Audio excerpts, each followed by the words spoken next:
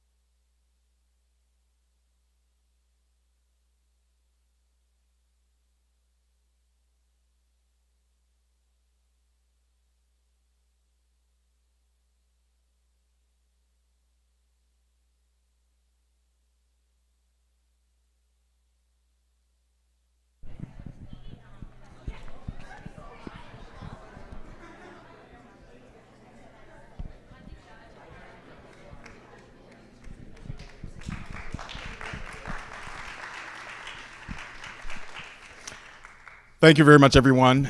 We are delighted that you're here, and good evening to you. I'm Sylvester Johnson. I direct our Center for Humanities, and I want to thank you for joining us for Virginia Tech's Humanities Week and for this keynote talk.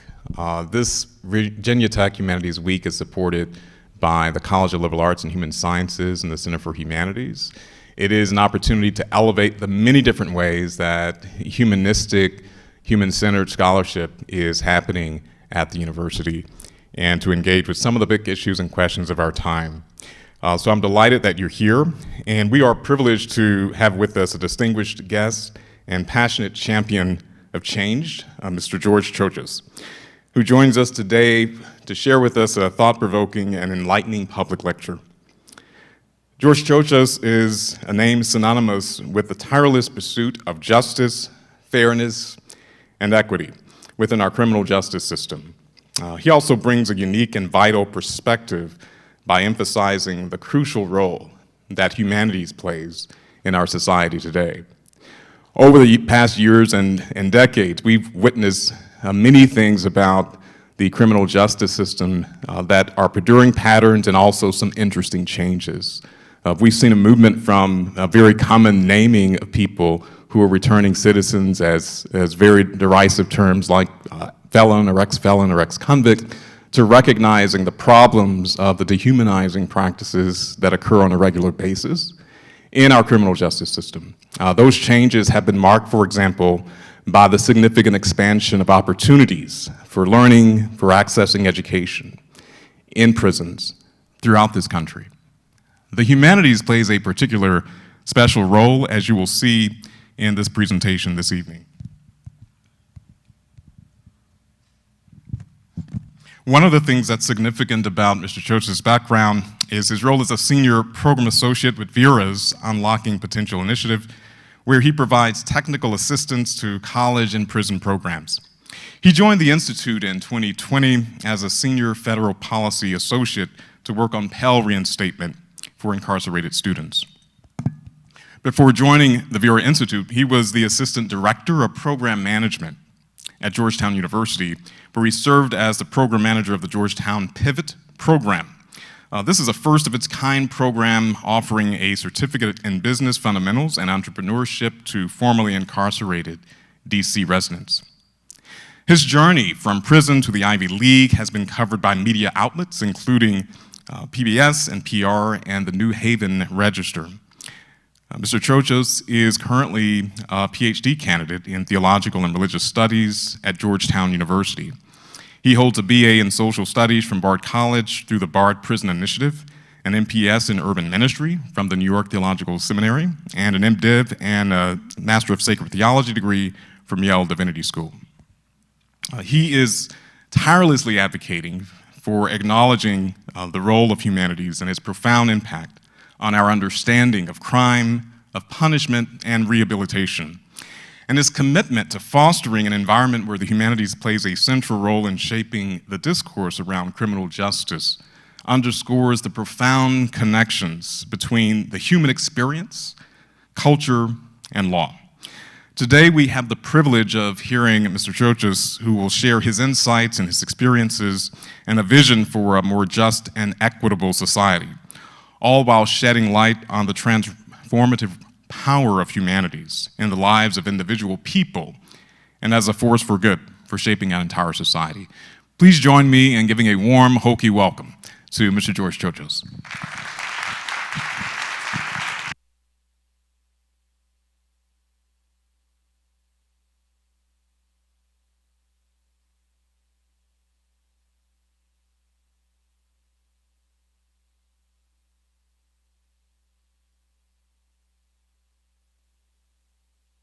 Here. First and foremost, sometimes when I hear the introduction, I wonder who they're talking about. Then I realize that it's me.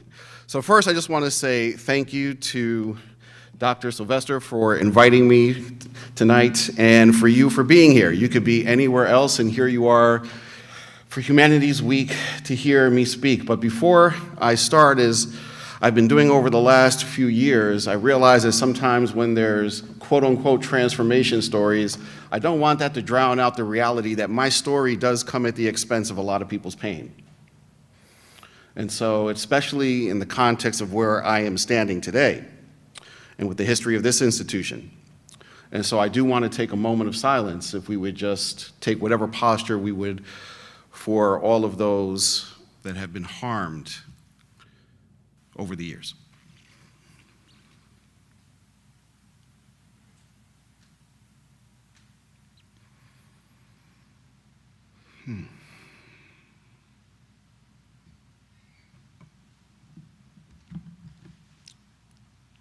Thank you.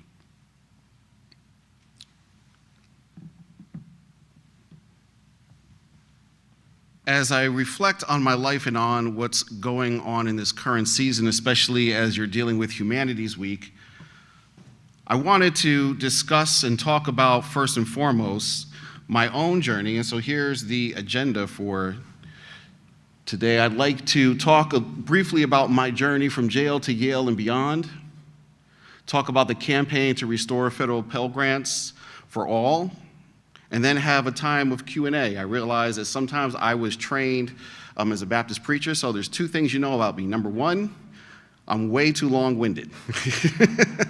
And number two, if I start to show a little pulpit decorum or a sermonic cadence, just bear with me. And so then I want to open up to the floor so that way we can have a discussion as well. And then from there, I want to share some of my own academic focus that does emerge from my lived experience, yes, but also delving into what I feel as, especially in this moment with Pell Grant restoration that has happened, one of the few bipartisan policies that we were able to pass over the last few years. It seems that there is a groundswell of support on all sides of this issue for restoration of Pell Grants and for expanding post-secondary education in the carceral context. And so I just want to share some of my own reflections, and I'm not going to go too deep into this paper that I'm working on with my professor, John Greco, who I believe is also watching, and talk about college and prison as epistemic justice. And I know as academics we use these fancy terms, but I'm hoping by the time that we're done, both you and I will have a better sense of what that actually is. This picture that you're seeing here, and you know what, before I do that, let me do this. There is someone very special in the room. She's very special and near and dear to my heart. You're going to see her later, but I figured I would say it now and get it out of the way, because if not, I'm going to get it later. My lovely wife, Amy Anderson Chochos, is here with me today. Thank you very much. Give it up for her, please. You're very kind. And if it wasn't for her, most likely I would not be here today. So I'm very thankful. I love you. Thank you so much for being with me on this journey. This picture that you see here, if you know the person that's with his back kind of towards us, facing the gentleman in the reddish gown, that is Reverend Dr. William Barber. He has taken up Dr. King's Poor People's Campaign. Standing in front of him is Leon Botstein, who is the president of Bard College. To the right is me when I had a little bit more hair. And over to the left, you can't see it looks like he's clapping his hands. That's the former head of corrections for the New York State Department of Corrections. That's in Eastern Correctional Facility, this monstrous-looking building that sits in the middle or between Nowheresville and East Bumble. I'll stop there. In the mountains of New York. And inside that, what I would describe as a human warehouse of despair, is a Bard College program. And that day, there were going to be men who were graduating with AA degrees and BA degrees. And I was introduced as Reverend George T. Chochos, with all the fanfare and everything that you heard today.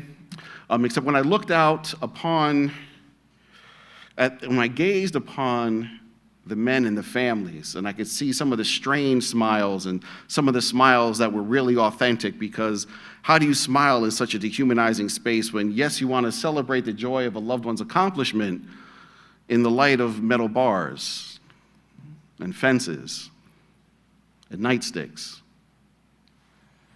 And so in that very space, I looked out, and there wasn't a dry eye in the front, in my eye either.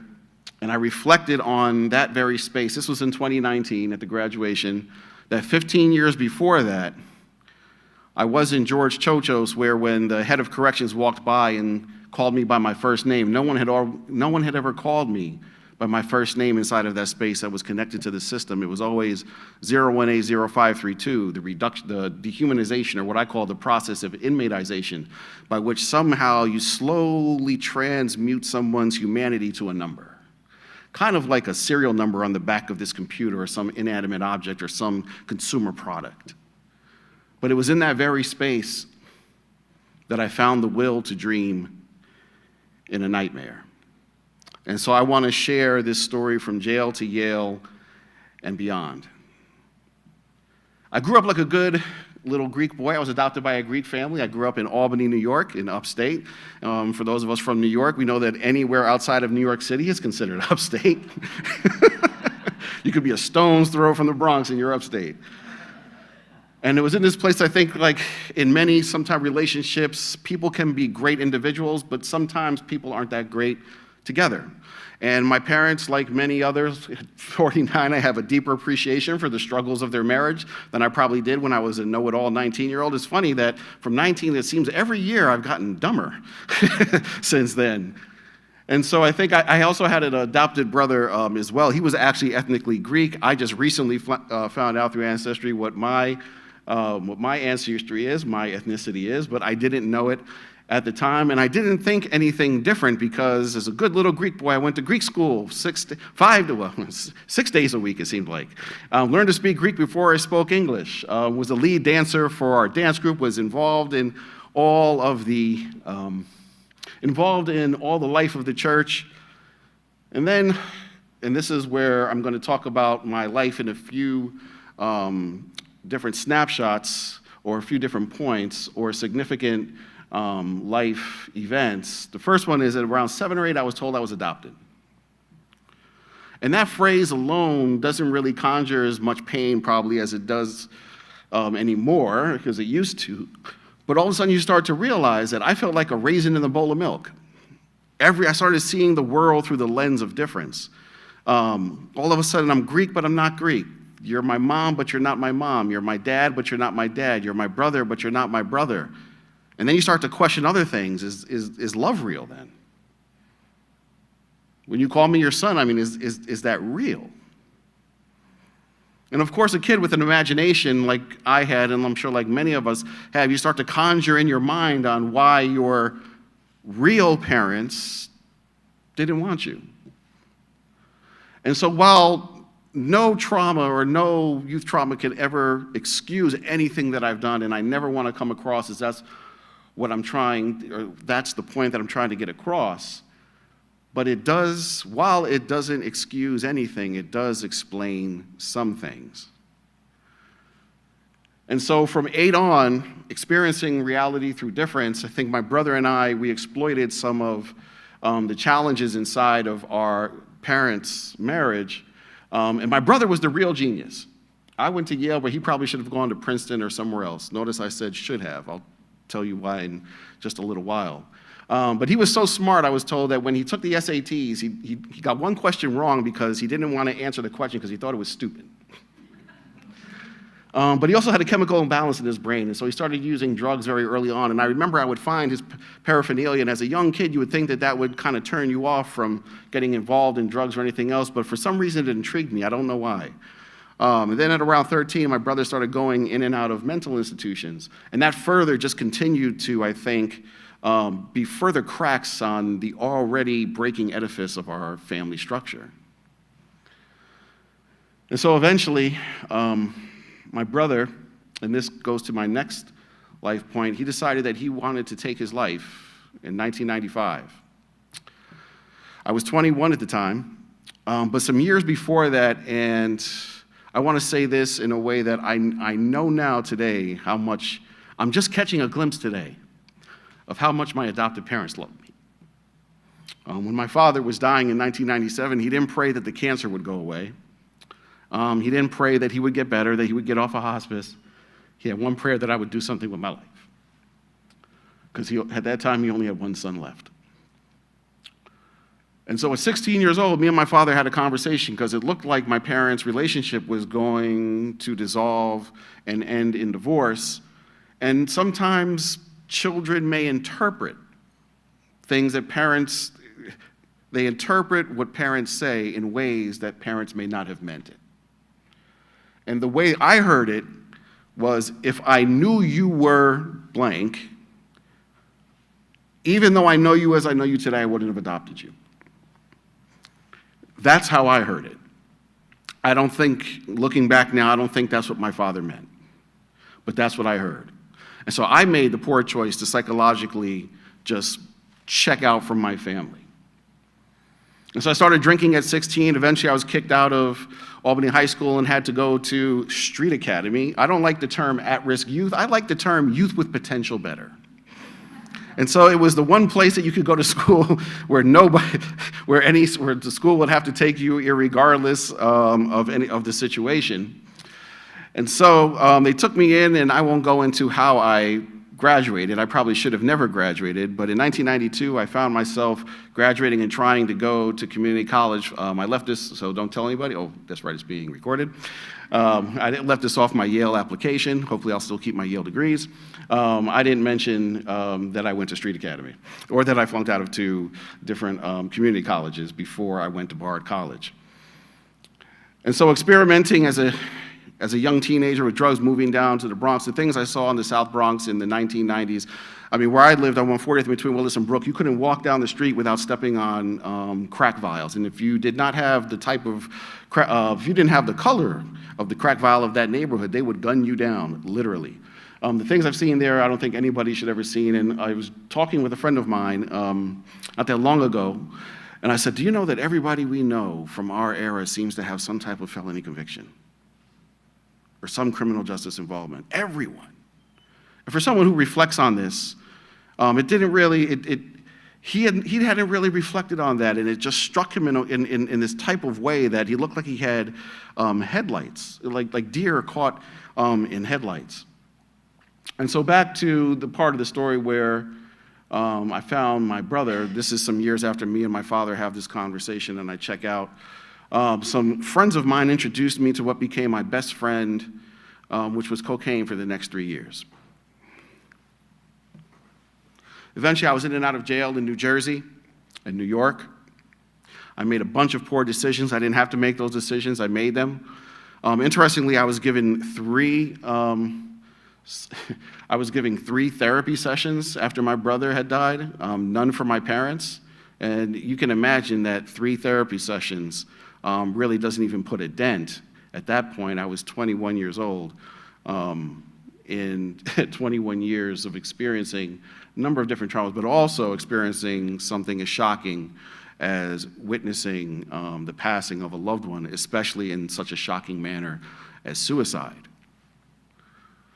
And so some childhood friends came around and they brought cocaine, and I probably would have tried anything. If anybody had come to me with anything, I would have probably tried anything to get out of this state that I was in.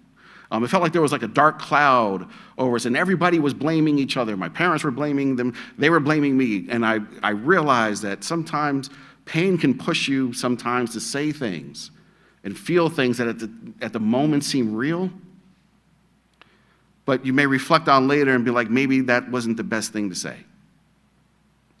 And so I have to take my part in saying some things that I should have never said. And I think if my parents were here today, they would say the same thing. So fast forward, eventually, I earned myself a 14-year sentence. I decided that at 26 years old, at the height of my addiction, that I was going to walk into 5 different banks and make a withdrawal without having an account. That is called bank robbery. And eventually I was in Canada, and I remember waking up one morning and looking at this half-empty bottle of liquor and half-empty bag of marijuana and thinking, is this all I have to show for my life? And it was eerily quiet that day. It was somewhere in late March in early 2000, and I realized why it was so quiet, because I was in this high-rise building in Montreal, Canada, and all of a sudden I heard a loud bang and then a flash bang, and it was like something literally like right out of the movies. The door came flying off the hinges. And I know me, I looked at that second story window like I was going to jump because I figured there's no way I'm going to jail for the rest of my life. As a person of faith, I think the hand of God stopped me. And if somebody told me I would have the life I would have today, I would have told them they were crazy, but I earned myself a 14-year prison sentence. And so the first jail they sent me to, they said, George, you're going to stay in downstate. And downstate was a place that is actually going to be closed because you have to be in there up to, 90 days to 6 months and up to 23.5-hour lockdown. And so they figure that they don't want to do that to humans anymore, so they're closing that facility. And I found myself at the infamous Sing Sing prison. It's where the phrase "up the river" comes from. It's the place where they sent the gangsters of the 30s and the 40s and so forth and so on from New York City up the river or upstate. Interestingly, the Metro North actually runs right through the prison. And there were times when we would actually have to walk over it on our way to the recreation yard or education. And of course, some of us would joke, if we could just make a little circle right here, maybe some of us can get out of this place. Fortunately, no one ever did that. It was just a joke. However, imagine experiencing reality through metal bars forced me to critically reflect on my life, and I thought, is this all I have to show for my life? That my best chance, my best shot at life, my best thinking forced my community to put me in a cage. Like this is A block. And I remember when I went like this, I could touch both sides. And it was me in there, 2 football lockers, a toilet, and somebody else. I went back there recently with Mark Howard from the Prisons and Justice Initiative, and they gave us a tour of Sing Sing. And I felt like I could have given you this tour. And I looked, and I wanted to make sure that I looked at people in the face and validated their humanity, that it wasn't a spectacle, that I wasn't there to spectate, that I wasn't there to just look at this huge warehouse of despair, as I like to call America's prisons. A human warehouse of despair. And I saw one person in there, and they were crunched, and this person was crunched in, and I wondered, how was I in that space with someone else? And I've just been reflecting on the psychological aspect of this, that why did this seem so big? How did this space seem so big? But now here I am some years out, and it seems so small, and I'm just starting to learn that while the physical transition from prison to society can take just a moment, the psychological transition can take a lifetime. And so I actually walked into the wrong section of the chapel building in 2001. I was fresh in, and I found out that there was one college program. Back up for 1 second. When I was in a county facility before I went to a state facility, someone told me, I can't remember exactly who it was or exactly the phrase that the person used, but I know they said, listen, George, you're not going to have access to programs, and the programs aren't there anymore, and there's always like this they, right, this they, who's the they? They decided to take away all the programs, including college. So I wasn't expecting to go to college when I went to prison. I was expecting to do my time. But I have to say this, that, and me just being me, that it was in a jail cell where there was not supposed to be anything there, inside of this holding cell. And imagine this, say a big cell, maybe 8 by 12, maybe a little bit bigger, with a big plexiglass there, so that way they can actually monitor you to see how you're going to respond. They want to make sure that you're not going to start acting crazy inside of prison. And they don't put anything in there, including toilet paper or anything, because they're actually afraid that you'll asphyxiate yourself. Somebody left a daily word there, and I had gone into what is called a cocaine psychosis. I didn't know too much about using drugs at the time, or what it could do to your brain chemistry. But I learned that if you ingest enough of the substance, you can actually alter your brain chemistry to where it mimics that of a paranoid schizophrenic. And I didn't know what was going on to me. I just thought that I was losing my mind. And so here I was in it with 9 months without, and I had stopped using. 9 months later, I'm in this holding cell, and somebody had left a daily word there. It was a Christian devotional. I'm not saying I said any, like this long, huge prayer. All I know is I started reading about Jesus. My mind cleared up like that, and I had these 2 desires. Number 1, I wanted to know who this God was and who this Jesus was. And number 2, I wanted to start reading everything I could get my hands on. It didn't matter what it was. And so I was in the library. I was reading everything. I mean, for hours a day. It would seem like 2 hours of reading would go by like 2 seconds. It was almost miraculous. That's the only thing I can say. And so fast forward, I find myself in Sing Sing, and I'm told that there's no college programs, and I find out there was one program left, a master's program offered by New York Theological Seminary, which is actually the first 36 credits towards the Master of Divinity degree that I now hold from Yale. I walked into that classroom by accident, and if you know anything about correctional culture, two things. Number one, if you're not where you're supposed to be, you're out of place. Number two, if you're out of place, they will put your hands behind your back, put handcuffs on you as if they're arresting you on the street, and escort you back to your cell, and you will be locked in for 23 and a half hours a day, and I did not want to do that. So part of me is scared crapless. The other part of me is like, wow, I can't believe that there's a master's degree. I was smart enough at the time in 2001 to know that you can't just walk into a master's program, you actually need a bachelor's degree. And eventually I was sent, or I would say shipped. And just being me, there's a song from one of my favorite rap groups, or maybe prophets, street prophets, however you want to call them, the Wu-Tang Clan. And I remember where Inspector Deck says in the song Cream, handcuffed to the back of the bus, 40 of us, life as a shorty shouldn't be so rough. Facing incarceration, going upstate, facing incarceration, living in the world no different from a cell. And I remember looking at this prison bus, and it wasn't just 40 of us, it was 80 of us, and they were my complexion or darker. And what they would do is they would shackle you from your wrists with a black box to around your waist, from around your waist down to your ankles. And then when you got to downstate and you had to go into reception, they would take the shackles off, make you go down, unfortunately, to your underwear, and then reshackle you and then shackle you next to somebody else too. And then they would have this ice-cold water that you would have to pour over your body because they wanted you to use this light soap. And and the joke is they don't tell you that how hard it is to get that soap out. I remember almost passing out using water that was the same temperature in the mountains in January in upstate New York. Fast forward, I found myself in Clinton Correctional Facility, and I heard about a place called Eastern, and I knew I didn't want to stay up by Canada again, because if you spit from the yard, you can actually hit Canada.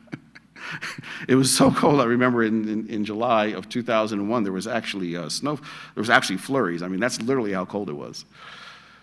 And so I put in a transfer, and I didn't know where I could go. Everybody else that put in transfer with me was going to other facilities. And next thing you know, I ended up at Eastern Correctional Facility.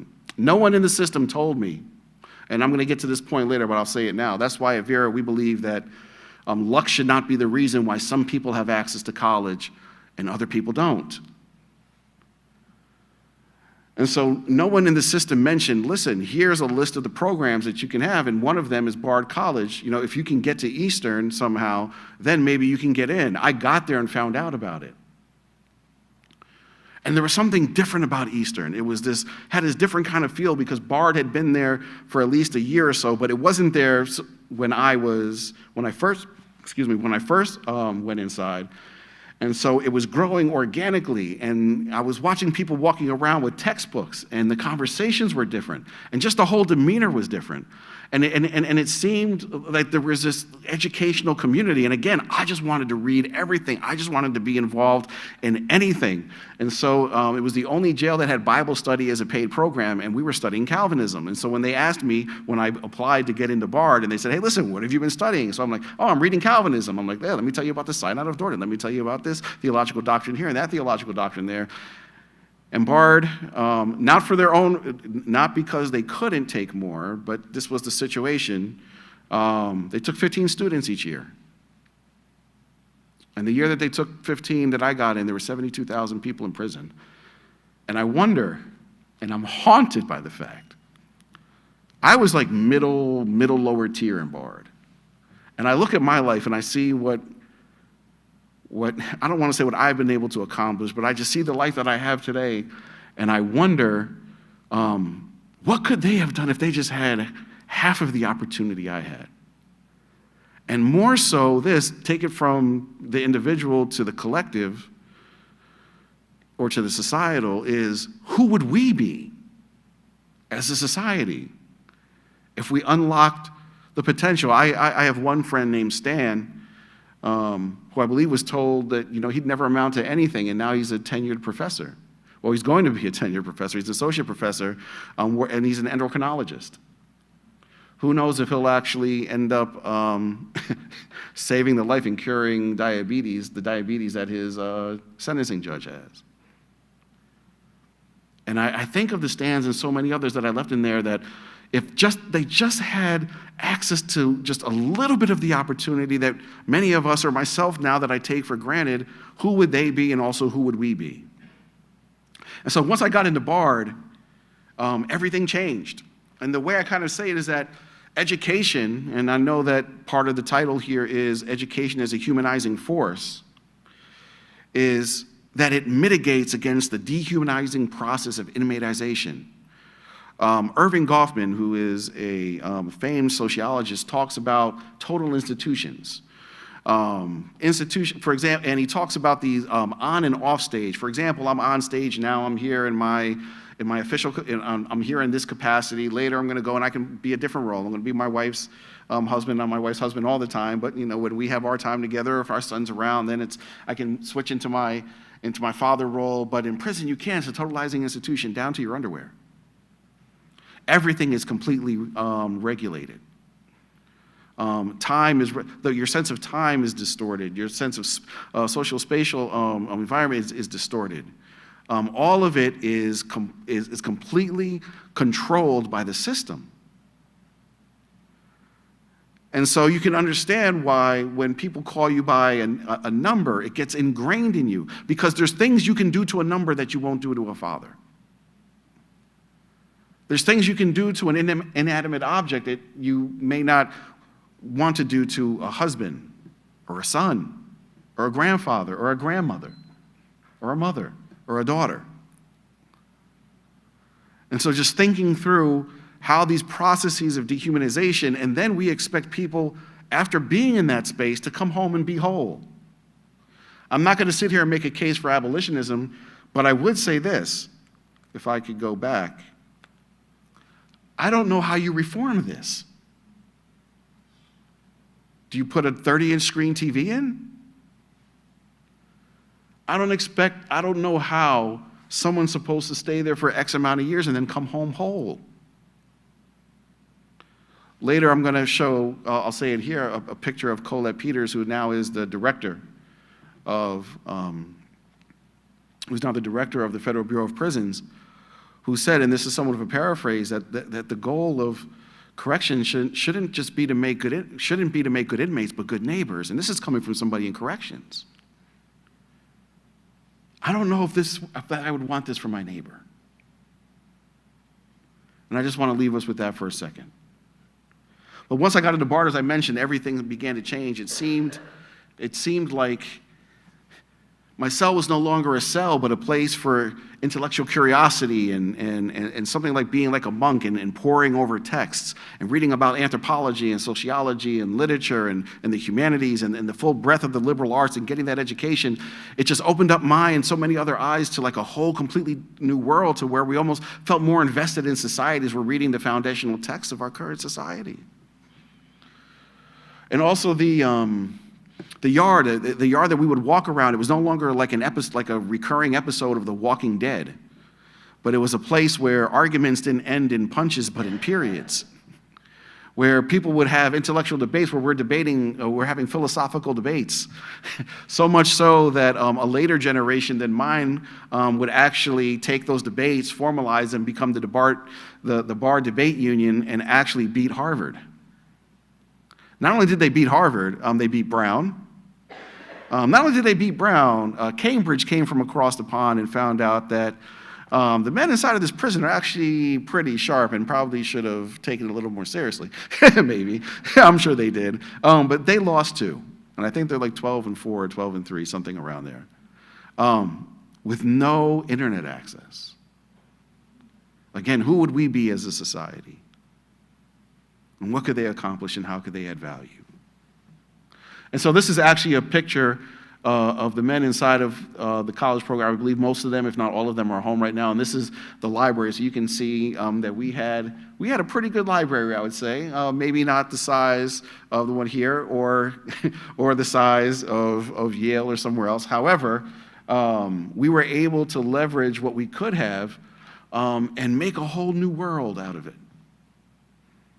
And eventually, 10 years to the day, I was back in that master's classroom with an associate's degree, a bachelor's degree, got the master's degree, and our professor used a textbook co-authored by 2 Yale University School of Divinity graduates. And after my release in 2011, I was the first formerly incarcerated person to get into Yale Divinity School on a full scholarship. But I'm haunted by the fact of, and why I have the moment of silence, is because I wish I could give that to everybody. I wish I could give that to the men and the women and maybe the children that were in the banks. Or could I do it for those whose life, for the life that I lived before I went in? I wish I could do it for everybody, but I can't. And so while I can't go back, and here's what I was told, something that really has stuck with me lately that has guided my own personal journey and what I would like to accomplish in the world with what time I have left is, number one, I mean, the best thing I can do is I'm not hurting people anymore. And I'm thankful for that. And if you were to ask any of them, they would say the same thing. It's not the degrees, it's not even the marriage, it's the fact that we're helping and not harming people anymore. And so while I can't change the world, I can't do everything for everyone, but I can do for one what I wish I could do for everyone. And that guides, and that's my guiding philosophy today. And so I already mentioned that luck shouldn't be the reason why some people have access to college and other people don't. And then I want to talk about education as humanization, because that's what it's about. Because I once heard that it's the goal of education is not to make the man a better bricklayer, and forgive me for using the gender term, I believe that's the way it was said originally, but to make the bricklayer a better man. And so education as a humanizing force, it was in those very spaces that were meant to dehumanize, that it wasn't barred college, it wasn't a barred prison initiative program, it was barred college. And they held us to the same standards. I had 200 level courses that had 12 to 15 books. 200 level courses, mind you. Most of my undergraduate classes, I had more books to read than I did at Yale, because they wanted to make sure that it was the same, if not greater rigor than on campus, because they didn't want anybody to ever say that we watered down anything. If you got an A in prison, you would have gotten an A on campus, and if you got an F in prison, you would have gotten an F on campus. And I think that's the philosophy we should bring to this work. Eventually, you saw that first article. That was the article my mother kept. What I didn't tell you is that my father died 2 years after my brother in 1997. I had 10 days left on a 100-day sentence, and they wouldn't let me go. My mother even offered to pay for 2 off-duty officers to bring me, and they didn't, so I never got a chance to say goodbye to my dad.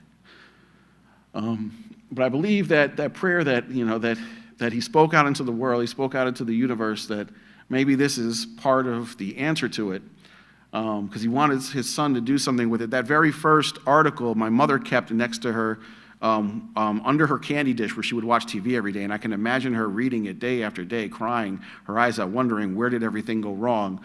And so when this came out on my first semester in 2013, that article was in the back of the Sunday morning paper. This was on the front page of the paper. I actually went to church that morning, and the pastor said, "I've seen you before." And I'm like, "Sir, I'm sorry, I don't think we've ever met." And he pulls out the front page of the New Haven Register. So you know what I did, right? I went to the nearest Walgreens, and I bought every single physical copy I could find, because I wanted to say, "Mama, you ain't got to read this one anymore. This is the one I want you to read." And so I thrived at Yale, and I went to Yale with an ankle bracelet on. And I went proud with that ankle bracelet. It was August, and I wore shorts. And so you can imagine we're sitting there talking about Schleiermacher and all these other great theologians, and all of a sudden somebody would look down, you see like the look of horror on their face, so I get a little closer, and it's just me being me.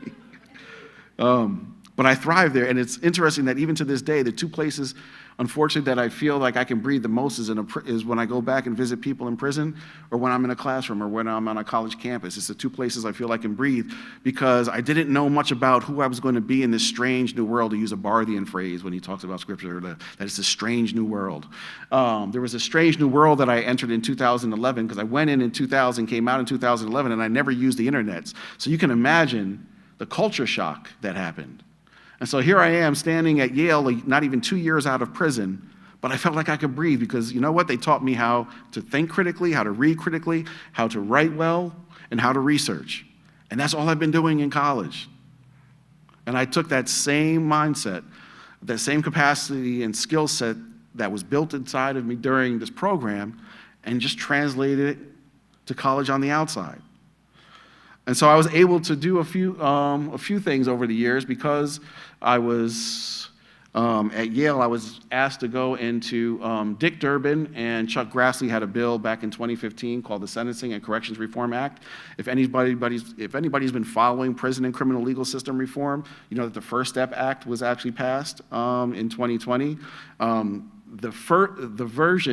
One of the versions of this bill that I went to advocate for, that's actually Senator John Cornyn from Texas, all the way on the right. We're in the Senate. I'm blanking on the person who's next to me. I can't remember his name. Maybe I'll think about it later. But part of the provisions, some of the provisions inside of this bill actually became the framework and the structure for the First Step Act. This is the U.S. Congressman over the area in which I lived. He actually helped me get to Yale 2 days before I was supposed to move. Everything is in the U-Haul. It's a Thursday night. I'm getting ready to move from Albany to New Haven, and I get told, sorry, no one has ever transferred their parole for education. You can't go anywhere. A week later, I was there only because his office was willing to get involved. And I think of all the people who probably didn't have access to people in power like that, and my life could be very different today. Who knows if I'd be married to my wife? Who knows if I'd be in my son's life? Who knows if I'd be here, standing here with you today and having this conversation with you? Eventually, I graduated from Sing Sing, from Yale. It says from Sing Sing to Yale. This was actually the front page of Yale Divinity School's website the day that I graduated. I also was given one of the preaching awards. While I was there, I had a chance to meet Byron Stevenson, and when he talks especially about proximity, I know I have a friend, Glenn Martin, who said it this way. Typically, the people closest to the problem are closest to the solution, but also they are furthest from the resources. And here's me with my precious mother. She passed this year, and they have classes. They have class pictures from 1881 all the way to the present. And that's me and my mother standing in front of my class picture of 2016. Actually, where I'm standing is where my second picture is. And so when I'm long gone, when my son is long gone, people will actually be able to go and see my picture on there. And you know, me and my mother used to joke that, I had 5 bank robberies, so my face was probably on the wall in some other place at some point in our lives, and thank God that it's not there anymore. And then in 2016, probably most importantly, I was able to marry my son's mother. I didn't see them from the time he was 3 until he was 21. He was my best man in 2016, and he's actually getting ready to graduate before I do with his PhD from University of Albany. I was able to be on the Tavis Smiley show. I remember some pastor telling me, may your voice be heard from one end of this country to the other. And I had the privilege to be with Max Kenner on the Tavis Smiley show in LA. And this was in 2016, right after the men in Eastern had beaten Harvard's debate team. Eventually, I moved to Georgetown, where they wanted to start a reentry program. And they wanted to take their business leverage, the capital in their business school, and then create a program and offer a certificate in business fundamentals and entrepreneurship to formerly incarcerated DC residents. And so I was the founding program manager. Eventually, I left Georgetown, and I moved to the Vera Institute of Justice, but around the same time, I had also applied to the PhD program in Theological Religious Studies, and I'm going to share a little bit of my work in a minute. But I'd also like to stop in a second and just take some questions, maybe clarifications, or if I sped over something. Being from New York, I know that not just being long-winded, I also probably talk very, very fast, and I should slow down. So, I was one of 5 Healy Fellows. Each, I was told, graduate program gets to submit names for the Healy Fellowship. I was one of the 5 in 2021. I'm in my 3rd year. And then, let me say it this way. my earliest mentors had two things in common. Number one, they had some form of a life sentence. Some died in prison. They didn't get a chance to make it out. And others, and they had some form of a life sentence, and they also had earned some level of education through Pell, whether their program closed, they may have had 100 credits, or like my mentor Anthony, who had one math class left and his program closed in 1994. It's 2023 and he still hasn't finished. He spent 32 years in prison without ever finishing his degree. Then I have my friend Don, who earned a bachelor's degree and a master's degree. The bachelor's degree through Pell, the master's degree through New York Theological Seminary, which is privately funded. And so when I was asked to work on Capitol Hill in 2020 to get federal Pell Grants for all incarcerated students, I felt it was an honor and a privilege. And so this is probably the last moment that I'm going to mention in my life, is that the way the campaign ran was we had always had the compelling research. We knew that it was the best way research to know that it lowered recidivism rates. Recidivism is the rate at which people go back to prison. The problem with recidivism, with using recidivism as a metric and a statistic is, I believe Khalil Gibran Muhammad says something similar, is statistics only tell you part of the story. They're numerical representations of reality. And all recidivism is a negative statistic. It's telling you what didn't happen. It doesn't say that this person is thriving. It doesn't say how much, do they have a job with a living wage? Are they in their children's lives? What are the strengths of those relationships? What is the person doing inside of the community? It doesn't give you any of that. And so when I also say on the other side that we know, for example, for BARD and other college programs, there's up to a 98.5 success rate, meaning that 98.5% of the people, and there has been thousands of people who have acquired education since 1994, unfortunately, there should be more, that have not gone back, but they're thriving. Not only are they thriving, and here's the metric I would like to use, is that we always had the compelling research on why we should have college and prison. It was number one in every category. It helped people get better wages. It helped save taxpayer money in the taxpayer funds in the long run. All that was there. What we lacked was the compelling stories. And so when I would go to Capitol Hill, you present all the research, somebody who was formerly incarcerated would give his or her story, and then we would say, listen, well, will you ask your boss, Representative so-and-so or Senator so-and-so, to let the chair of this particular committee know that you would like to see full Pell Grant restoration in an upcoming vehicle or an upcoming bill. Not one question was ever asked to me about the statistics. Can you tell me the benefits? It was always to the formerly incarcerated person. How's your relationship with your daughter again? What job? You're the director, you're the regional director of what organization again? And so it was the compelling research plus the compelling stories, and the compelling stories opened up minds and hearts to where I would say that's success. That not only did it change that law, inside of the bill, it also forgave $1 billion in debt to HBCUs. It also, for those that are going to be, that have filled out their FAFSA, you notice that the FAFSA form is now only around 30 questions instead of 108. That was in the bill as well for the 6.4 million people that access Pell each year. It also removed the felony conviction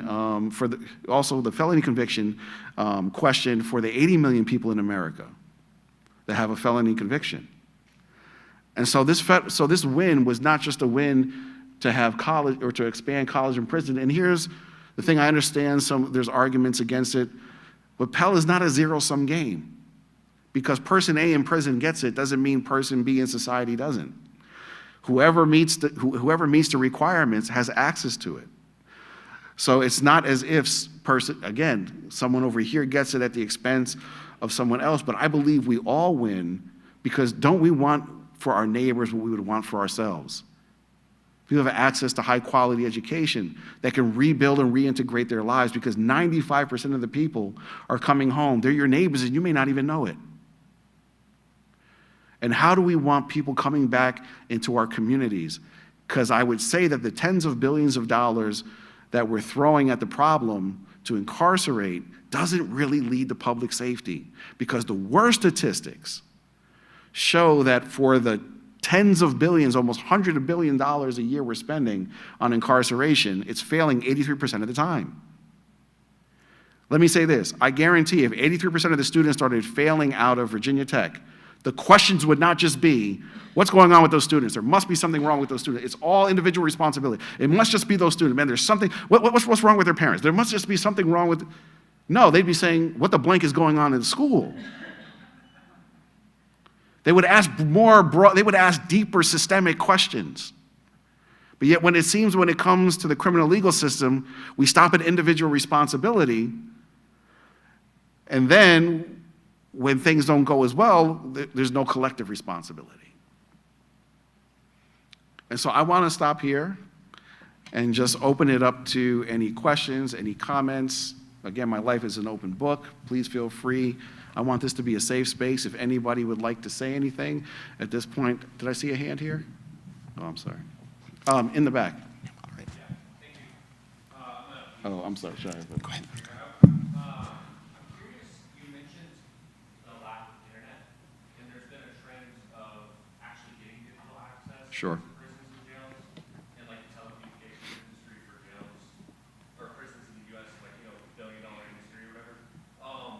What do you think that not having the internet was like a help or a hindrance for you personally? And then, what do you think just more generally about that trend? Is that like a positive development for access to programs digitally, or?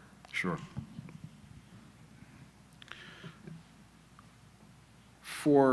For me, access to the internet, or the lack thereof, harmed me in ways in terms of professional development. So when I show up at a job, or imagine if somebody were to show up at your place of business and you need them to be able to, they have to hit the ground running, especially around Microsoft and Google Suite and all this other stuff, right? Then they tell you that they have a degree from, say, an elite institution and don't know how to turn on a computer. What does that say, number one, about the institution? Number two, you're probably going to think that the degree is cheapened. And I could continue to go on down the list. Now, I went to Yale with the education that I received, but I did it in spite of the lack of, I did it in spite of, not because of, if that makes sense. And so, however, on the other side, my cohort in 2008, 2009, 2010 was the first to use JSTOR on an internal server. So there was starting to be a move, not to full internet, and we couldn't actually download the articles, but what we could do is we could use the search engine. And so when I got to Yale, I was able to be like, okay, I know how to use JSTOR. That's a transferable skill to be able to use other databases. Other programs that didn't have that access, it was much more difficult. And so I would suggest that, and there are ways to do it, whether with simulation, because I understand that people have there's security concerns, I understand that. However, there are solutions around the country that address every single security concern anybody could come up with. And so when people get out of prison, if we want them to have, and I think some of the statistics show that around 60 to 65% of all jobs are going to require some form of post-secondary education. Education that doesn't have access to the internet, I think we're not just doing the men and women and the children in prison a disservice. What about the future employers? Because no one has the time, I've noticed, to have to get people up to speed on what you should already know. Hopefully that answers the question. Yes. Thank you for your story, and here's the question. You told us that in today's school you were reading Schleiermacher. Yes. And I'm wondering about college, because you said that you read foundational texts. And I'm wondering if you remember one or two of them, because I'm in the English department where we agree that books change lives. So I'd like to know if you remember about one or two of the ones that changed yours. Sure. Let me see. Which two books could I mention? Well, here's what I will mention towards the end of my career. Towards the end of the career, I was looking at local economic development strategy. And there was a book written by John Logan and Harvey Mollich, two sociologists. I don't know if Professor Mollich is still teaching. But he had just moved from UC Santa Barbara to NYU, and my thesis advisor was from NYU. So he invited him, meaning the person whose book I'm critiquing, to come into the prison and meet with me. And I sat there for 2 hours, and we just had this conversation. And I'm saying, well, you know, on this page and this footnote, he's like, you know, they're like footnotes. I don't even know what that footnote is, right? And so we were having like this very robust conversation, and it just made me, number one, it made me think that this is something I could do. I'm not just being validated inside of a prison, but here I am with like a world-renowned scholar actually having a robust conversation, a critical conversation about his work. And that if I could do that there, I could do it anywhere.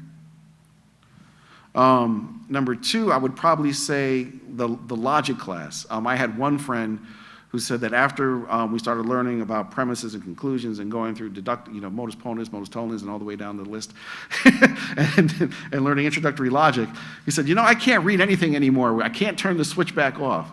And so for me, that first class, I got 107 on the exam, and it made me know that I could do this. And it was at that moment, after the second, and maybe some of Irving Goffman's work as well, but also reading Franz Kafka. We had a class, Franz Kafka and the Fin de Siècle. Forgive me for my French, it's not as good. That really had an impact on me. Plato's Republic, some of Aristotle's works, and I could go on down the list. But we began to see what happened for us was we created new lenses by which to interpret the world. Not just through the lens of who we were before we came to prison. And so it's like your mind transforms. I mean, if you were to go back and maybe look at the first paper you ever wrote, and then you look at maybe a dissertation or something later, you're gonna just see how much, imagine what happens in prison when you have a lot of time to be able to sit there and pore over these texts. And it creates almost like a tunnel vision to where it mediates against the pressures that the prison kind of, and this is where Foucault talks about this with the panopticon, where like everything in the prison seems to say you're an inmate. Everything about the environment, you can't escape it. But yet you can in books. And so as I mentioned, some professor would be like, I never even read that, I never looked at that footnote. And so those are just some of the books I think that really impacted me and so many others. And plus it was the professors too. Because you don't read in a vacuum. I didn't learn in a vacuum. I didn't pick up books and learn them. It was always mediated through the professor. So much so that the person I like to call the most is my philosophy professor. From my very first, he's still around and still teaching. Or I call Mark Chapman, who taught me systematic theology and introduced me to liberation theology. When I want advice, that's who I call. And so I'm still in contact with these folks 20-something years later. Or I'll call them and say, hey, listen, can you believe I got into Yale? Or can you believe I just got into a PhD program? And then it further encourages the professor as well, because you never know where your students are going to go. But we love to go back and talk to our professors to let them know what an impact they had on our lives. And it doesn't just impact that. I'll close with this. Here's where the real impact is. When I would go to the visiting floor early on, it was just sad. I mean, what are you going to talk about? The conversations changed. It's, oh, you're taking philosophy, I'm taking philosophy. You see parents helping their children with math to where they couldn't even do basic math because now people are getting math degrees inside of prison. You would start to see a radical shift in the whole jail. GED classes, there was one person that got a math degree and he taught a GED and he taught a class at night. And the kids in pre-GED, well, not kids, young men in pre-GED are doing differential equations in a pre-GED class. And most of them knew more math than the GED teachers. So it had this wide-ranging impact, if I could say that. I know you're going to share a few more reflections about more systemic things, but maybe we could have a couple of questions at a time, and you can take both together before moving on. Sure. Someone here. Go ahead. How do you think the quality of the education you experience in prison compared to the quality outside of prison? And then we have one more question. So, Okay. anyone else? Okay. And also, how will the Pell Grant application process work in a prison that wouldn't have internet access? Sure. Thank you. So let me make sure I have these. What is maybe the difference or the comparability between the the rigor inside and outside, and then also on the FAFSA, which is a huge sticking point. I'll start with the FAFSA first. Number one, unfortunately, without internet, what happens is folks from the college have to come in and have people and print out the FAFSA form, have them fill that out, and then either they can mail it in or they actually have to leave the prison and then get to a computer and type it in. That's just where we're at right now. But I think we're going to see some changes with expansion of internet inside of prisons at some point. That's kind of the North Star. We want to get there. We're not there yet. So it is a time-consuming process.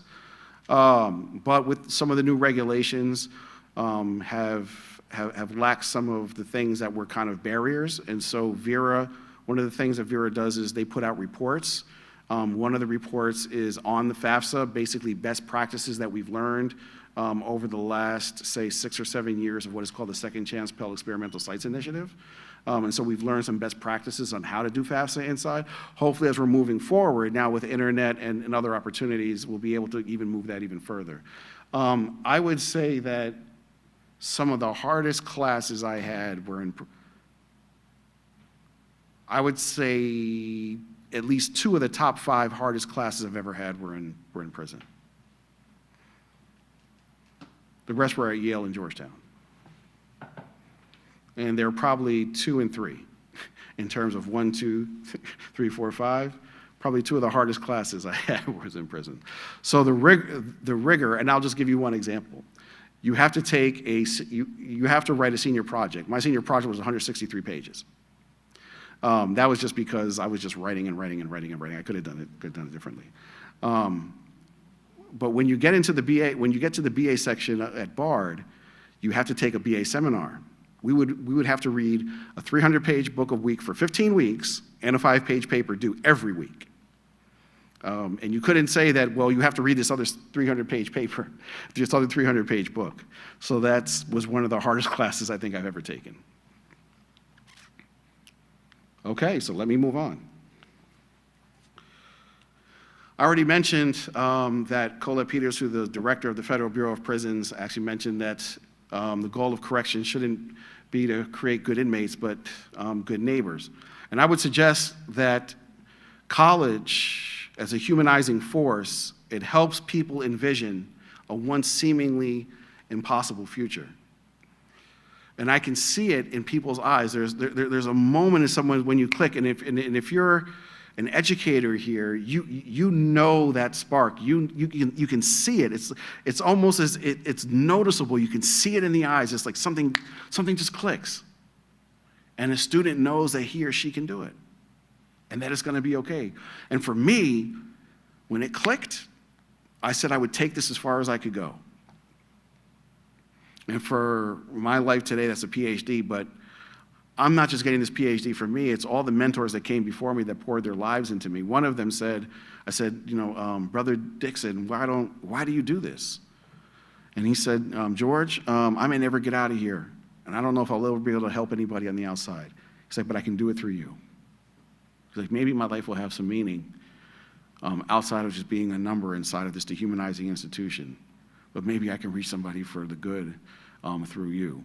And I think that's why it's important that we fight for everybody, that no one is too far gone, that everybody's life has value and matters, and that education is a good in and of itself that can help transform lives, even in some of the most dire situations. And so let me move on. I want to talk just briefly about this concept, college and prison is epistemic justice. And so I want to preface it by this question here. Should time plus a prison cell equal justice? Should time plus a prison cell equal justice? In our criminal legal system, if something were to happen to you, you would be told that you got justice by the system sending somebody to prison. I would suggest, or maybe, is that justice or revenge? Meaning, is the system getting revenge for you so you don't take matters into your own hands, but yet this amorphous state that somehow you owe a debt to, not the individual, somehow you have to pay a debt to society even though individuals are harmed. And when I'm saying individuals, I mean everyone involved. Is that justice? If it is justice, then I would suggest, then I would ask this follow-up question. Would you take somebody's time if they wanted to say they would harm you? In whatever way, if they were to say, hey, listen, you have $100 in your pocket, I'm going to take that $100, and you know what? I'm going to go give somebody a year of my time. No, you would say that's not justice. Then the question is, why do we think it's justice when it comes to the criminal legal system? Pause right there. And so then what is, why do I say college and prison as epistemic justice? And I just want to talk about a few of the thinkers that helped me think through this, and then maybe hopefully we can have some questions in a few minutes, and then we can close. First is Michel Foucault. Michel Foucault's Discipline and Punish is probably the critical text that helps me reflect on this question of why the prison. And within this, he talks about a number of different concepts of power, of social control, and the panopticon, and the way that power and knowledge, and the interplay between knowledge and power, or the lack thereof, or that what really constitutes as knowledge is what those who have the power to detain knowledge say it is. From there, I think of Elizabeth Cohen, and I'll come back to Foucault in a moment. I think of Elizabeth Cohen because she helped me think through this concept of the political value of time. And if you think of the way time is used politically or in the legal system, suppose you were to have your license revoked. It would be for a period of time. There's a period of time that you are a minor. There's a duration of time. Now all of a sudden you become an adult. There's a time before you're a senior citizen. Then there's a durational time up to that, and then after that. And so the way that time can give status and privileges, but also take them away. Next, and the way I think that this helps me think about it is for the question, should time be a currency? People say they've paid their debt to society, or I owe a debt to society. And somehow time becomes a currency in the criminal legal system to where it doesn't in other systems. That you pay with your time. Back to the question, should time plus a prison cell equal justice? Or is there a better way? Next, just me being me as a theologian, I have to bring not so much theology in, but epistemology. And there's someone named Clodovis Balfe who writes Theology and Praxis. And basically all that means is he has these three mediations, or there's an analysis stage. We're looking at what's the social issue we want to address, and what are we going to do to analyze it? And then once we've analyzed it, how do we evaluate what we've learned from analyzing, say education, or let's use lack of education inside of a carceral context as what we're going to analyze. Well, after we analyze it, and while we're analyzing it, well, what are we going to use? What lens are we going to use? And so the lens that I'm using comes from contemporary social epistemology, and it's epistemic injustice. meaning that there can be harms when people don't have access to epistemic resources or access to having their knowledge validated just because of their social identity, or that they shouldn't have access to knowledge, or that their knowledge doesn't matter. And so those like Miranda Fricker and Sally Haslinger would suggest that just because a person is X, if that's the sole reason why you're going to deny their access to education, well, then that's an injustice. Just because someone's in prison, just because someone's young, just because someone's old, just because someone's, you can fill in the blank. That just because of that, that somehow that person or group of people should not have access to education. Well, we also have to show that those people should have access, or there should be at least an argument or a way of thinking about that people, why these particular folks should have access to education. And so Cladovez-Boff has this third mediation, or the practical stage, meaning that you've analyzed, you've identified the issue. For us, it's lack of access to epistemic resources or knowledge resources or college in prison, and then we're going to evaluate. Then we need a way to evaluate. Then we need a way to evaluate it. That's going to come in the second stage, and then the third is, what do we now do? And so for me, epistemic injustice lays out the framework for why it is unjust to lock people out of having access to college simply because they are in prison. And I'm using that because I think there's an ontological shift that happens. And here's what I mean by that. When we say you are an inmate, you are a convict, you are an offender, which are really, it's the similar saying you're a human. What we're saying is there's something essentially wrong with you, that it's in your very nature and essence to be an inmate, to be a criminal. It's not that you may have done act A, B, and C, and D. It's not just what you do, it's you did that because of what you are. But if I were to take a pulse in here, how many as a child ever threw something at somebody else? Do you consider yourself a violent felon? Do you consider yourself violent? Have you ever told a white lie? Every parent's hand should go up. Do you consider yourself a liar? However, when it comes to the criminal legal system, all of a sudden you are what you do or what you've done.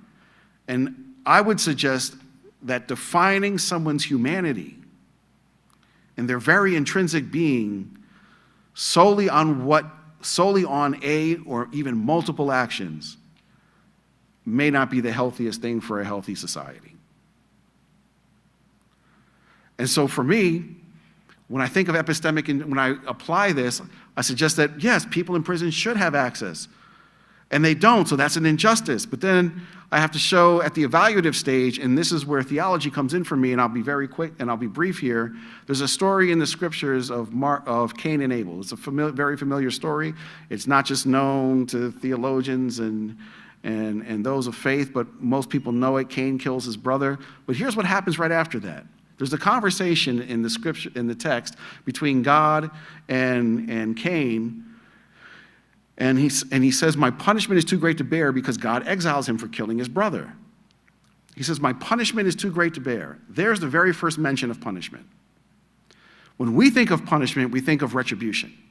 When we think of retribution, we think of retributive justice. And we think of it as antithetical or on the opposite side of a concept called restorative justice, or a justice that should focus on repairing harm, as opposed to punishing action, just merely punishing actions, which is on the retributive side. And when we think of retributive justice, we usually think of the concept lex talionis, or what we would find in the Hebrew portion of the scriptures where Moses wrote, if you think that's who actually wrote it. I won't go too far into that. But I will say this. He says, an eye for an eye and a tooth for a tooth, that very phrase that we know, lex talionis, an eye for an eye and a tooth for a tooth, a life for a life. Well, if it's taken as a take, well, then why doesn't God kill Cain? Matter of fact, God doesn't kill Cain, just the opposite. It says that he puts a mark on him. And if we were to read this in the Greek translation of the Old Testament, the LXX, the Septuagint, you would find that the word for mark there is the New Testament word for miracle, specifically in the Gospels of John. So you have to ask, what is this miracle? Well, the mark is placed on him so people can't kill him. It places a responsibility on the community not to kill him. No social death, no physical death, no economic death, no reproductive death. And right after that it says, and he got married and had a child and built a city. How do we not know, if we were to take that literally, that many of the technological advances we have today is because that person who had committed that act built a city for the safety of a future community? And so then punishment, yes, it takes into consideration the actions, and it doesn't, because he says my punishment is too great to bear, but it doesn't negate the capacity for human flourishing. It actually opens up for a future public safety in a way that we don't have today with our system. And so that's why I'm suggesting that maybe time plus a prison cell isn't justice. It can be something else, but is it justice? Because what about the future community and the 83% that I mentioned?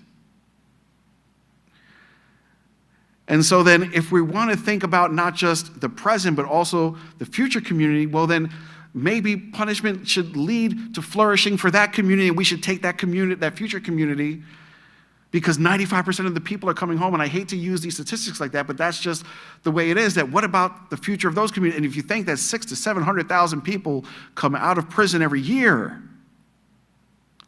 do we want the 98% that don't go back because they got a college education, or do we want the 83% that do? Because what about all the lives attached to the 83%? And what about all the lives attached to the 98? And who would you and I be if we had the 98? And what if we could get it to 100? I wouldn't mind spending billions of dollars on that. I do get angry spending billions of dollars on the opposite, and then told I have no responsibility. And so I'll end with this, that Sally Hallinger, or this section, she helps me talk about this concept of epistemic objectification, just meaning that just because of your identity, your social identity, you're a convict, you're an inmate, whatever phrase that you want to throw out there, that you don't deserve or you shouldn't have access to knowledge just because of that. And so then I've described the problem, but then we need to know what to do. So there's this concept of epistemic justice. And so what I'm suggesting in my work and what's going to be coming out in an article not too long from now is that up until we get to this third medium, the practical, what we should now do, we've analyzed, we've evaluated, now we need to know what do we now go do? That epistemic injustice, or the contemporary social epistemology, only describes the injustice. It doesn't tell you what the presence of justice is. It can describe the problem, but it doesn't necessarily lead to a solution. And so if I were to think of what human flourishing is, using the Mark of Cain story the way I was doing what would be considered a Midrash Agadah, which is an interpretation of a story as opposed to looking at legal material inside of the text, that actually access to knowledge is the best way to have a future community and to promote public safety. An educated, why would we think that it's a harm to have an educated community? We want an educated community for us. We don't want to go to the doctor and find out that the person never went to school. Why would we want to withhold it? Because we're thinking in terms of revenge. Not what does restoration and reintegration look like, which is going to happen. And that's why I started with the moment of silence, because I also don't want that to get drowned out in thinking about, yes, of course we need to do this. That this is the just thing to do. And so I would suggest that at the very end, that if we want to get to what epistemic justice looks like, or what would knowledge justice or have access to college would be that. Because eventually we're going to have neighbors. And I guarantee you want the neighbor that's on the 98% success side, not on the 83% of the other side. And with that, I want to close, and I want to thank you for having me here. Think of education as humanization. My story is just one in a number of different stories. A friend of mine, we talked about that we didn't want our goal in life was to make sure that stories like ours were no longer the exception but the norm. Because I believe maybe, just like with Stan, who may end up curing diabetes at some point, what if the answer to many of our challenges is locked up in a prison cell? Do we want to unlock that potential? Not because of some idea of a politics of respectability or even deservedness, but because there's a future community at stake. And don't we want for them what we want for our current community? I want to close there. I see we only have a few minutes. I may be able to take a couple questions as we did before, and I'll do my best to be very brief. But thank you for bearing with me. Thank you for your attentiveness. I can see it in your faces. It's truly an honor and a privilege to be able to stand here. There's no way if somebody had told me years ago, I wish my mother was here to see it. I know she's smiling down, and I wish my father could see it too. I'm sure he's smiling down. I wish my brother could see it. I know he's smiling down, but I'm glad that my wife is here, and I'm glad for you also, for those that are online that are able to be here with us too. I'm sure you could be doing anything else, and the fact that you're here today and listening to this jailhouse preacher talk about these concepts and share my life story, and I hope that it hasn't triggered anybody in a negative sense. That's not my goal, but hopefully we can show that prison dreams can come true, and that we can help other people find the will to dream in a nightmare. Thank you.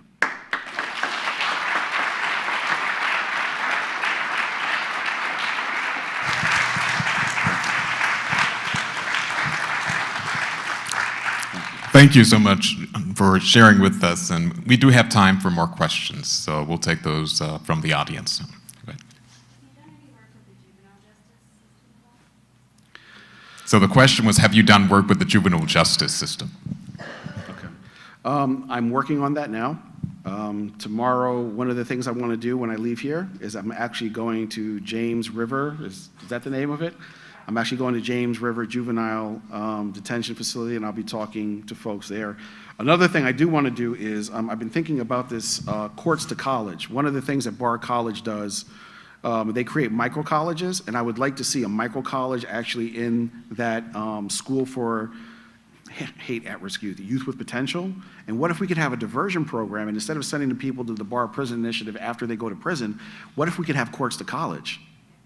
And have it as a diversion program, as one of many different diversion programs. So yes, I am thinking in that vein, and I know Vera and others are as well.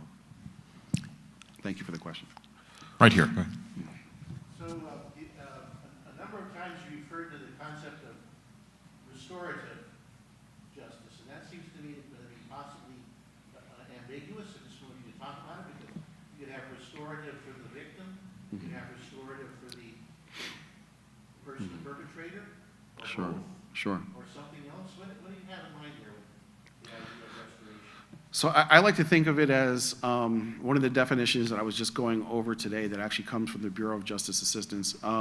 Think of reparative justice, that it seeks to de-center the system actors, but center the victim and the perpetrator.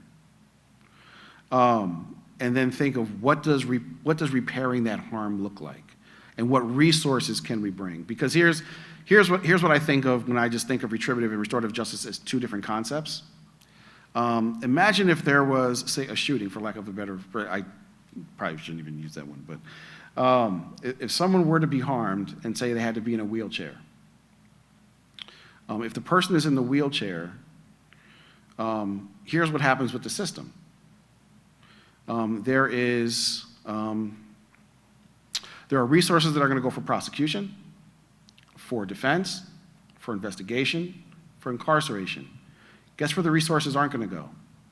To help make that home wheelchair accessible, to provide accessible transportation. It's not going to pay for the psychological trauma and probably the years of counseling. No, the person will be told that they got justice by having somebody put in a prison cell. But just knowing that somebody else is being, that somebody else is suffering doesn't make that person whole. It doesn't pay a bill. It doesn't address the trauma. And it doesn't address now the rest of the life that this person has to pick up the pieces on their own. And so I think what restorative justice, and so what I would suggest is, I'm not trying to bash the people on the retributive justice side. I'm trying to use my scholarship to suggest that if we think of it through the lens of what happens with Cain and what punishment or what retribution looks like, that it actually produces, it allows the life to be leveraged for the safety of a future community, well then maybe restorative and retributive justice are two sides of the same coin. And that's where I'm trying to go. A question in the back? Right here. Yes. Yeah. My question is, I am moved by your speech and your talk and your life, and I don't like moving without action. So what can myself, the folks in this room, what do we do to help a system that seems much larger than all of us to make a difference? Here goes back to that point that I mentioned earlier that, especially because it seems like this happens to me all the time, because I get so much information, it seems like the problem is it seems like the challenges are so big. It's like, what could I actually do, right? Is it just like throwing a pebble in the stream or in the ocean and seeing like seeing just a couple ripples? Doing for one what you wish you could do for everyone. And here's what can be done. You can leverage the intellectual capital, the capital of this institution, and create a college and prison program based on VTEX values. Because right now, Virginia does not have a bachelor's degree granting program. And I think that it's, I'll say it this way, the fact that Virginia led the way with Representative Scott in getting Pell Grants restored out of Richmond. The fact that we don't have a bachelor's degree program inside of this state, I think we can do better. And there are folks that want to do better. And what better than an institution of this magnitude and this prestige than to lead the way in a sense to where, because it's a bipartisan issue, it's a win-win issue across the board. And so let's leverage this moment while we have this support and move forward, if that makes sense. Yes. Question here and then here.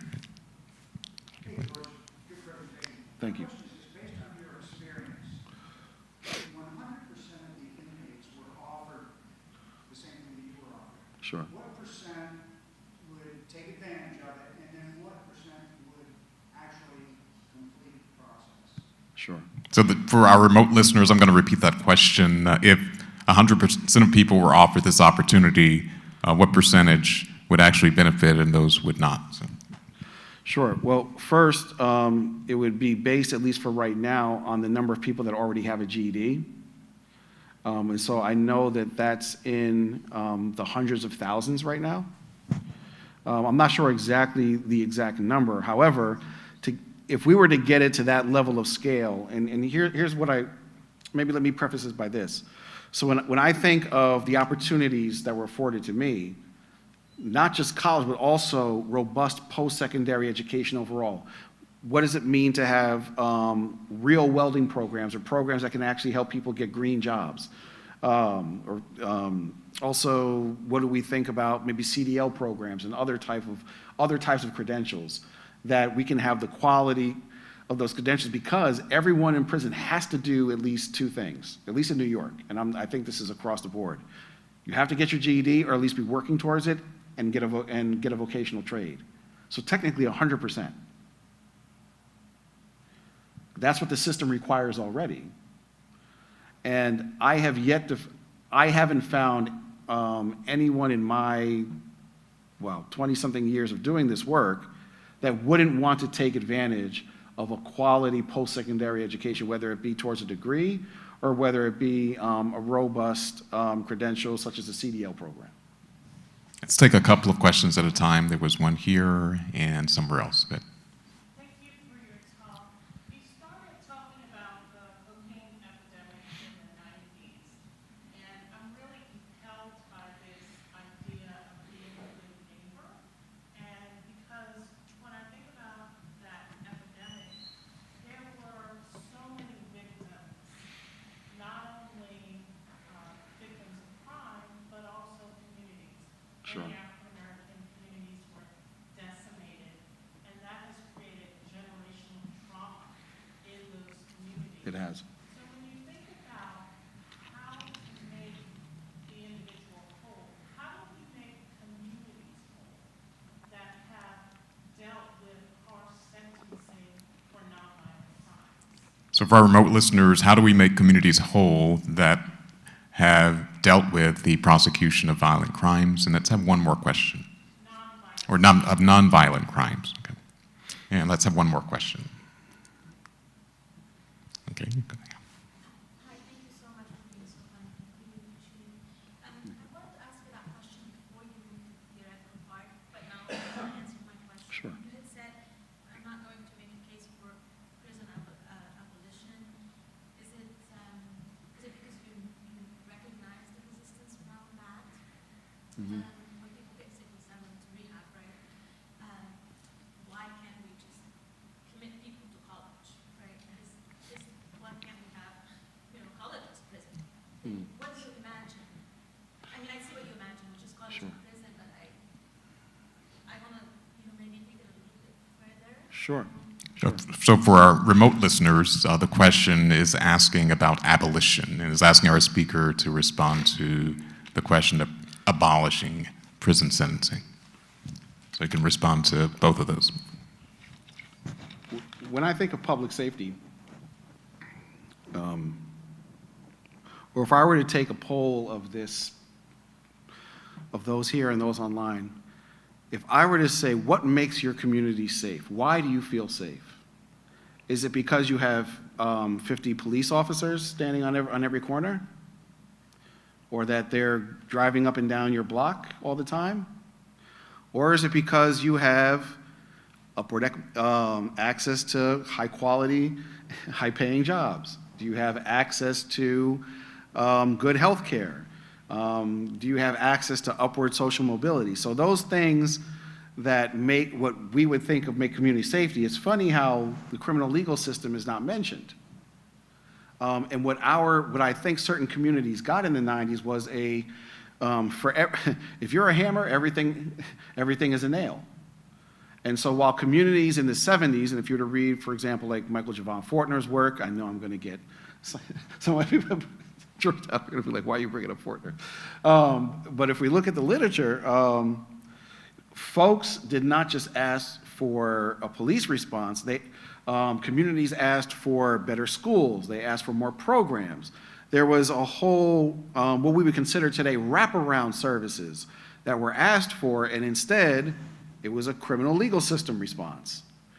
And somehow, I think we've learned, unfortunately, at the expense of those communities, that we can't incarcerate our way out of our problems. That's why what was considered when we were calling people super predators, and when we were using other terminology to castigate people in certain communities, now it's a mental health problem. Now it's all of a sudden something else, and we want to bring medical professionals in, and we want to center a medical, a public health response. Well, that's fine. I wish we can do that now, but I think what is not done, at least what I see in my own faith tradition, is it seems we don't do well in realizing that, yes, these injustices in the past still affect current communities. And that somehow, because we've transitioned, that somehow negates everything we did in the 60s, 70s, and 80s, and now people are just supposed to pick up themselves by their bootstraps. And as King, I think, once said, you know, it's kind of heartless to tell a bootless man to pick up, or a bootless woman to pick herself up by the bootstraps. So I think we need investment, we need reinvestment in these communities. And I'm just gonna say it like this. Number one, we've never had a reinvestment or an economic strategy for Black and brown America. That's number one that we need. Number two, we need the same resources in other communities and across the board. And I would say number three, and when it comes to the criminal legal system, we know now what works. Robert Martinson's piece, Nothing Works, is no longer valid. We do know that works, and we need to fund that. Because it seems that we have blank checks for incarceration, we have blank checks for prosecution, we have blank checks for investigations, and it seems we have no money for services. And until I start hearing folks say, I'm sorry, we can't prosecute because we don't have the $3 million to send this person to prison, until we start having those conversations, then I think many of the conversations are disingenuous. To the point on, abolitionism, the reason why I didn't want to make, I wasn't trying to make an abolitionist argument, because I just, it's a hot, it's a hot button issue. But also, in my own imagination, when I read the story, so there's exile that we see inside of the text that I mentioned inside of the scripture that says to me, there's something, I just don't think that's something that what we have is the right thing. So in that sense, I'm an abolitionist in the sense that I think we need something different. I think we need something better. I just don't know how we expect people to go into a broken system and come out whole. I guarantee if you take your broken car and go leave it somewhere in a junkyard for 5 years and come back, it's not going to run better. Why do we think we can do that with people? And so again, I think right now our system centers revenge, or let me just say it this way. I think we can find ways to have justice that takes into consideration the real harms, but also is restorative to the sense that it really produces real public safety and centers the harm and the people and then centers the people around it, decenters the system, and then mobilizes the resources and pushes it towards the center, not at the periphery of the system. Mr. George Chochos, thank you so much for taking time to spend with us.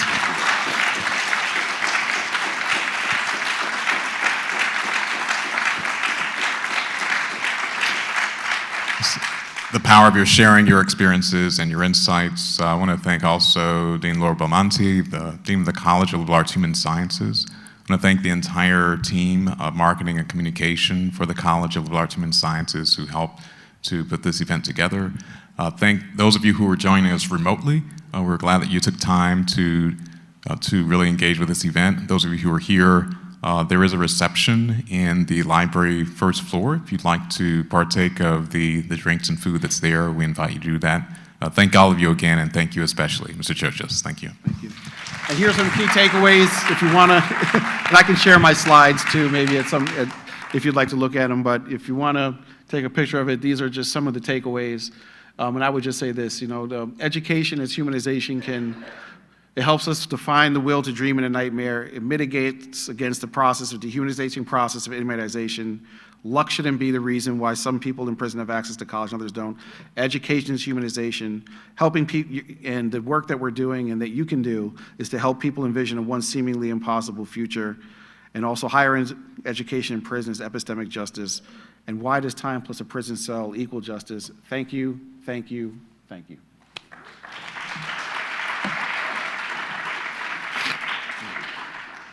Okay. That was terrific and amazing. Thank you so much. My professor already sent me, great speech. I got some questions about the academic.